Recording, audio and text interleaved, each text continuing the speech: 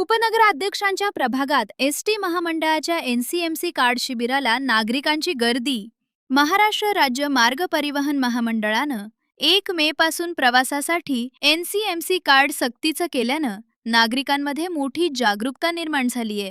आता एसटी प्रवासादरम्यान आधार कार्ड अथवा इतर ओळखपत्राऐवजी एनसीएमसी कार्ड आवश्यक राहणार असल्याची माहिती परिवहन मंत्र्यांनी दिल्यानंतर नागरिकांनी कार्ड काढण्यासाठी मोठी गर्दी करण्यास सुरुवात केलीये.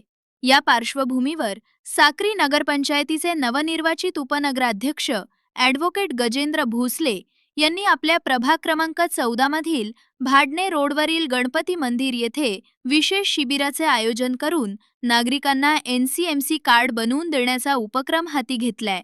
त्यांच्या या पुढाकारामुळे परिसरातील नागरिकांना मोठा दिलासा मिळाला असून महिला, ज्येष्ठ नागरिक तसेच विद्यार्थ्यांनी मोठ्या संख्येने उपस्थिती लावली. सामान्य नागरिकांना शासनाच्या योजनांचा लाभ सहज मिळावा यासाठी पुढील काळातही विविध उपक्रम राबवण्यात येतील, असे ॲडव्होकेट गजेंद्र भोसले यांनी यावेळी सांगितले.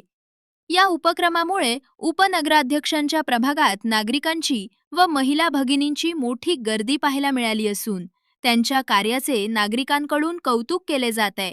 सदर शिबिरासाठी भारतीय जनता पार्टीचे साक्री शहर सरचिटणीस दीपक कोठावदे यांचे विशेष सहकार्य लाभले. मीडिया लाईव्हसाठी रफिक शेख, साक्री, धुळे.